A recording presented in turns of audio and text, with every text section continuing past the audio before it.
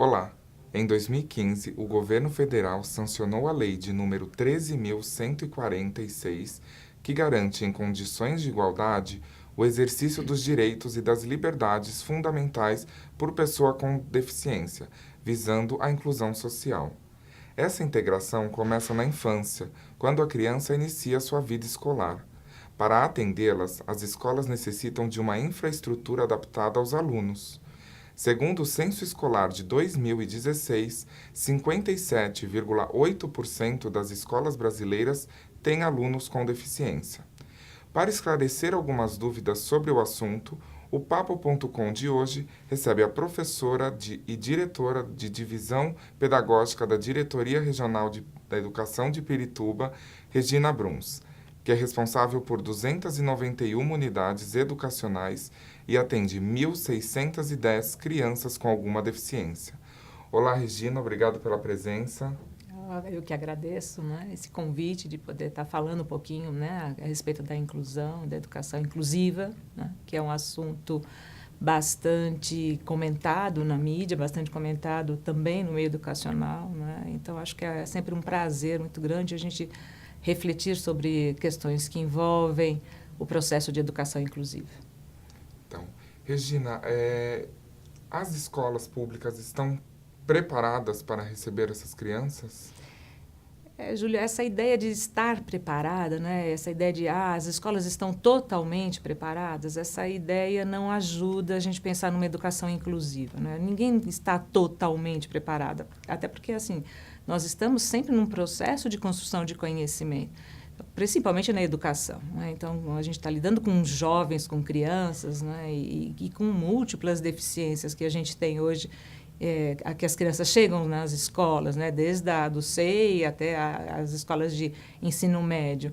Então, essa ideia de totalmente preparada, né? É uma ideia que não ajuda a pensar numa educação como processo. E a gente pensa sempre muito, né, nessa ideia do inacabamento. Nós estamos sempre construindo conhecimento. Então, quando eu digo, você está totalmente preparado, e isso é um assunto que a gente discute muito com os professores, com os coordenadores, os diretores, né, das escolas, porque ela é uma fala que ajuda a excluir e não ajuda a incluir. Ela é uma fala que, no mínimo, assim, ela tem um processo de integração, mas que não é esta proposta de uma educação inclusiva, né? Ela não ajuda. Então, as pessoas dizem, mas na minha escola falta rampa, mas na minha escola... E aí você sempre arranja alguma coisa, porque essa ideia do totalmente, do acabamento, não é? Ela não ajuda a pensar nesse acolhimento, nessa oportunidade, né, de que as crianças convivam com outras crianças, nessa ideia de multiculturalismo, nessa ideia de integração entre os vários saberes, né? E aí é complicado. Sim. Em relação a isso, quais são os maiores desafios que as escolas têm para incluir essas crianças na sala de aula? Então, na realidade, quando a gente fala essas crianças, né, eu digo o maior desafio hoje da educação não é incluir as crianças que têm uma deficiência, é incluir todas as crianças, porque a gente tem crianças que não têm deficiências físicas, intelectuais, mas existe aí uma questão social muito complicada, muito complexa que envolve essa criança, né? Então, na realidade, hoje quando a gente pensa numa educação para todos, e que a gente já vem discutindo aí de uma longa data, é como é que você dá realmente acessibilidade para todas as crianças, independente de elas terem uma deficiência ou não, né? Então, assim, hoje, cada vez mais se busca entender qual é o processo de construção de conhecimento do sujeito. E, na realidade, cada criança aprende diferente. Não é porque ela tem deficiência que ela aprende diferente. Todas as crianças aprendem de forma diferenciada. E a grande dificuldade, por exemplo, é entender esse processo que é individual e, ao mesmo tempo, coletivo, não é? Então, essa acho que é o grande desafio hoje da educação, dos professores, das pessoas, dos gestores nas diferentes unidades educacionais, né? É como pensar numa educação que contemple todas as pessoas, com ou sem deficiência, né? Então, sempre a grande angústia do professor, não é? Porque a gente trabalhava dentro de uma outra perspectiva, você trabalhava mais com uma perspectiva de educação bancária. E hoje você trabalha com uma perspectiva de construção de conhecimento. Então, normalmente, os nossos professores, eles foram formados dentro de uma perspectiva de uma educação bancária. E fazer de uma forma diferente, o professor tem essa dificuldade. Fazer de uma forma diferente, né? porque você trabalha muito com a ideia de colocar o conteúdo, a ideia do conteúdo, e não como uma construção de objeto de conhecimento. Então, hoje o foco não é a criança memorizar o conteúdo, mas como ela adquire esse objeto de conhecimento, como ela tem contato com esse objeto de conhecimento. E aí envolve todas as crianças. Então, quando eu penso, por exemplo, lá na minha sala de aula, o professor, tenho que colocar a rotina. Hoje a gente vai trabalhar, agora nós vamos trabalhar com uma leitura de um texto, a gente vai trabalhar com uma roda de conversa. A rotina ajuda a criança, principalmente a criança que tem aí, né, uma deficiência, a organizar. Mas não só ela, ajuda as outras crianças. Então, eu olho para a minha rotina e sei o que vai acontecer. Não é uma incógnita o que vai acontecer no meu dia a dia, né? Então, quando eu possibilito, por exemplo, trabalhar com materiais mais concretos, mais palpáveis, não é só a criança que tem a deficiência, são todas as crianças, né? Porque a gente aprende de formas diferenciadas. Então, assim, são essas as discussões que a gente tem. Como um educador que teve uma educação bancária faz uma educação de uma forma diferenciada, num outro processo, né? Sim. A gente vai ver um caso especial, um exemplo, no próximo bloco. Vamos agora para um rápido intervalo e na volta falaremos um pouco mais sobre a questão da inclusão das crianças deficientes nas escolas. O Papo.com volta já.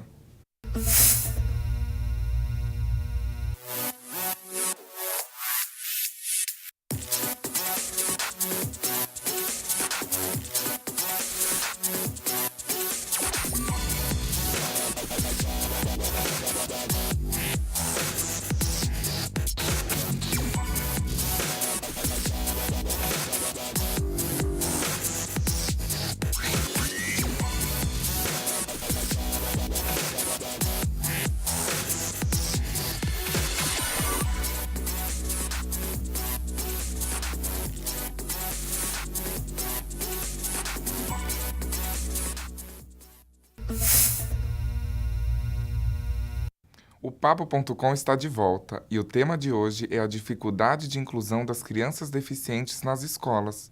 Ao meu lado, a diretora regional da Educação de Pirituba, Regina Bruns. Mas antes de retomarmos o bate-papo, vamos conhecer algumas mães que sabem bem como é a realidade nas escolas brasileiras. A reportagem é de Raíssa Andrade. Segundo a última pesquisa feita pelo IBGE, em 2015, 6,2% da população brasileira tem algum tipo de deficiência, seja ela física, visual, auditiva ou intelectual.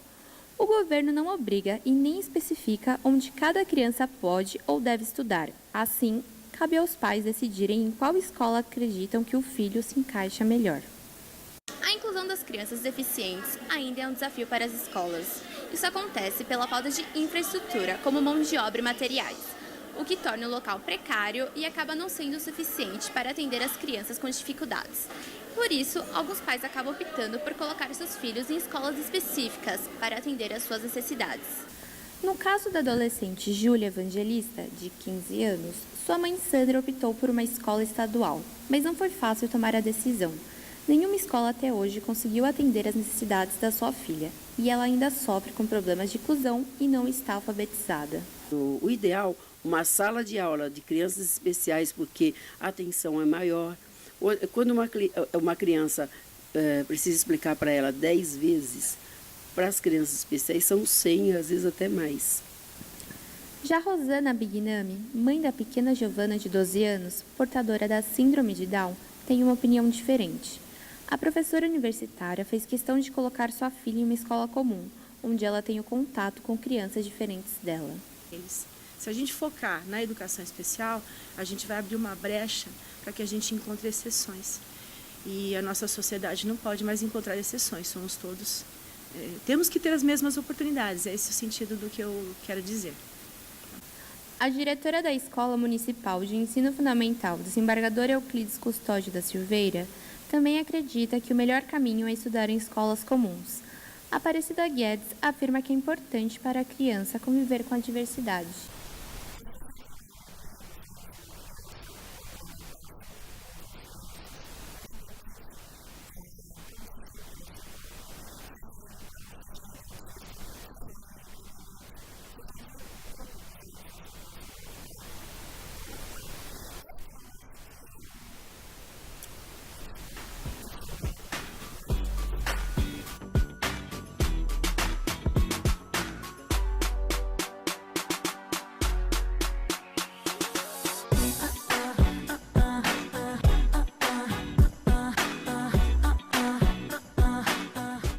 Como vimos na reportagem, a inclusão dessas crianças continua sendo um processo muito complicado, junto com a alfabetização delas.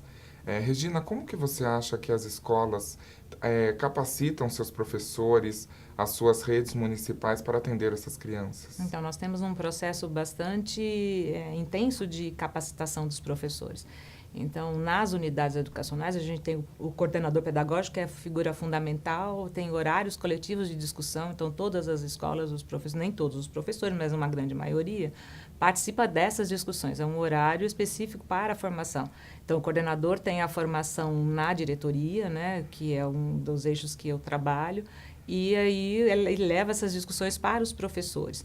Então, a rede municipal tem todo um cuidado muito grande, né, de preparar os docentes, os professores, para a questão da inclusão e do processo de aprendizagem, não só especificamente da inclusão. Então, há sim, né? Não pode dizer que não há, que não tem todas as salas de recurso, por exemplo, compra de materiais, a ideia de softwares adaptados para as crianças. Então, há sim todo um cuidado da Rede Municipal de São Paulo nessas questões que envolvem a inclusão. Tá. Regina, na sua opinião, é melhor para a criança estudar numa escola comum ou numa escola específica? Com certeza numa escola comum, né? Então, aí você está falando da questão dela estar preparada para uma sociedade, nesse espaço, convivendo com as outras crianças, nesse processo de socialização, e não só socialização, porque você teve um tempo que achava que era só a questão do processo de socialização, a criança está lá para aprender, porque a gente aprende com o outro, isto é fato. Então, quando ela está brincando, quando ela está numa atividade de jogos, quando ela está trabalhando um texto, oralizando, dançando, né, como nós vimos na reportagem, essa questão de deixar numa escola especial é apartar a criança de um mundo social, e não é isso, né? A gente entende que esse processo é de inclusão, é dessa criança estar na sociedade, estar numa sala de aula, convivendo com as crianças, com os demais, né? Isto é que a gente acredita realmente num processo de um mundo mais inclusivo, de uma escola mais inclusiva, né? Não apartada, sim integrada, e inclusa, não integrada, né? Inclusa mesmo com outras crianças, né? Assim que ela aprende, assim que a gente aprende. Regina, infelizmente o nosso tempo acabou. Eu queria muito agradecer a sua presença aqui. Esse tema, eu acho que ele tem que ser discutido em todos os lugares. Ele é um tema muito importante. E a sua presença aqui foi essencial. Muito obrigado mesmo. Nossa, eu que agradeço essa oportunidade de estar conversando, né, sobre essa temática que é realmente muito importante discutir em todos os âmbitos, não só na questão da escola, mas na sociedade em geral, né? Se a gente quer uma sociedade mais humanizada, a gente precisa discutir todas essas questões de inclusão. E é perfeito, né, falar sobre esse tema. Falar sobre educação é algo que nos dá muito prazer para a gente pensar nesse processo mais amoroso e dessa boniteza do aprender, né, como o Freire fala tanto para nós educadores, né? Que agradeço essa oportunidade. Acho que esse tema tem que deixar de ser um pouco polêmico. Sim, né? porque é isso mesmo, tem que ser uma coisa mais que faz parte, né? Faz parte do dia a dia, né? Porque em algum momento nós também vamos envelhecer, nós também vamos ter dificuldade de subir numa calçada, né? Então, na realidade, todos nós precisamos ter esse olhar para a inclusão, porque todos nós somos humanos, né? E vivemos esse processo também de envelhecimento, de perder aí algumas capacidades, né, de pensar, e o outro tem que ter a paciência de esperar o tempo do outro falar. Então, acho que isso é importante. Exatamente. Tá? Bom, queria agradecer também a você, telespectador, que nos acompanhou em mais um programa. O Papo.com de hoje fica por aqui e até o próximo programa.